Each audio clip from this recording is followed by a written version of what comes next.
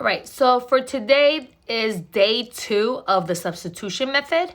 We're going to do equations that are a little bit more difficult, but before I get started, I wanted to do a recap of what we learned on Tuesday. Okay, so for example, I gave you 2 equations, and one of the equation was always set up for you. So like, for example, the second equation is set up for you because the variable is already by itself. It says y equals.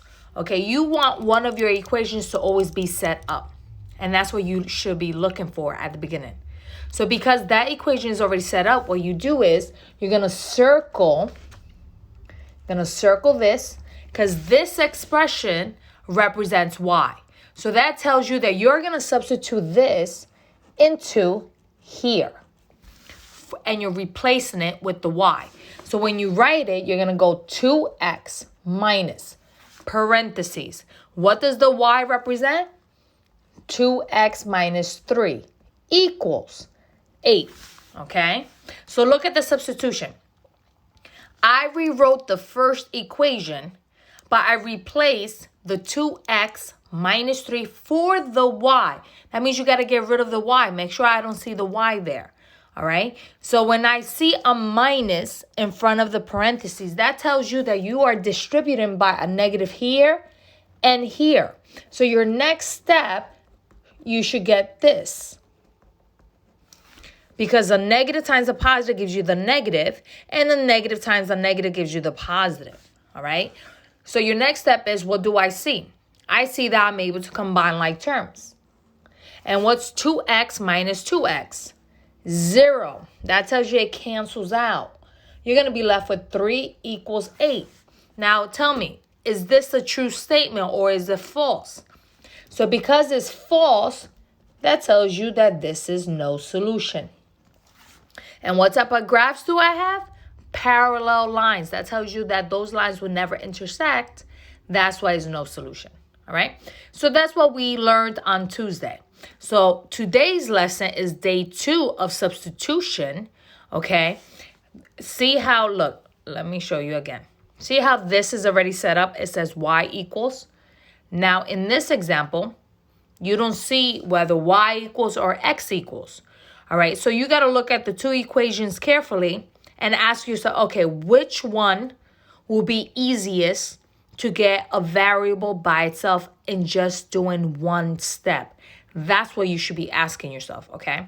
So therefore, I'm going to look at, okay, do I have a variable that's a positive 1? So if I look at the first equation, I have a 4x, I have a 5y. So I don't have a 1 as a coefficient. So I'm going to look at my second equation and see, do I have a coefficient of 1 next to my variable? And I do. Right here. See, it's 1y. You don't see the 1, but there's a 1 here. That tells me that this is the equation that I should pick to isolate a variable because it will only contain one step in order for me to get that. So to get the y by itself, all I have to do is add 3x to both sides. And now what do I have? I have an equation that says y equals 3x minus 3. So now this tells me that this represents my y. All right. So what is y? 3x minus 3. That tells me that now I'm going to substitute that into my first equation where the y is. So I'm going to rewrite 4x plus 5 parentheses. What's y? 3x minus 13 equals 11. Okay, so I substituted that expression into my y.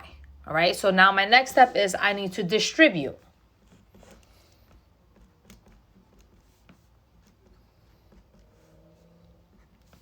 So 5 times 13 is what? 65, sorry. 65 equals 11, okay? I'm going to combine like terms. I get 19x minus 65 equals 11, okay? Now I'm going to add 65 to both sides.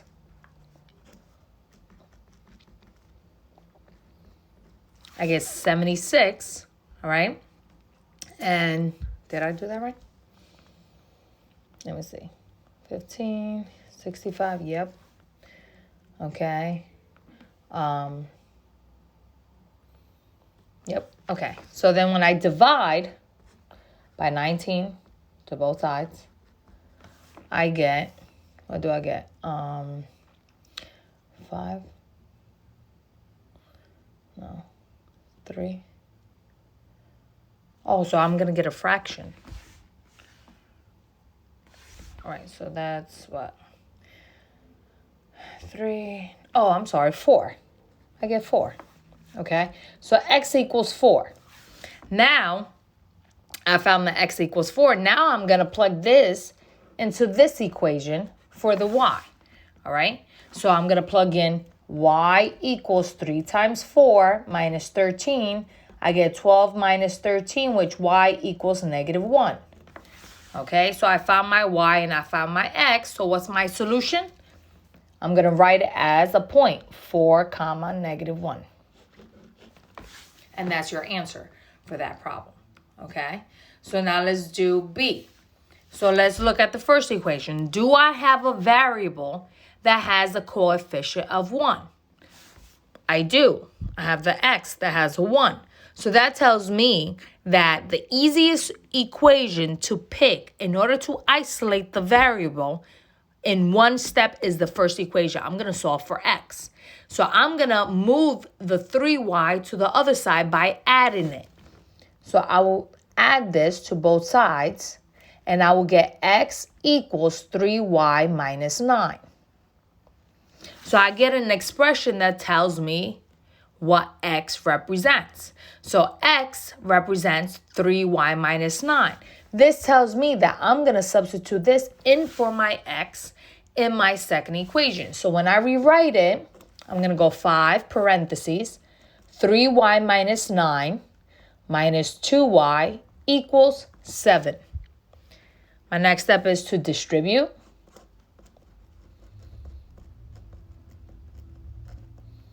Then I have like terms, so I have to combine that. Okay. Add 45, because remember, you're trying to solve for the variable. So 13y equals 52. So when I divide, I get 4. Okay. So I solved for y. Now I'm going to plug it in to this equation, this one right here, to solve for x. So x equals 3 times what's y? 4 minus 9. So I get 12 minus 9, which gives you 3. So now I have my x and my y. So my point of intersection is 3 comma y. So both of these were one solution. It gave me the point of intersection.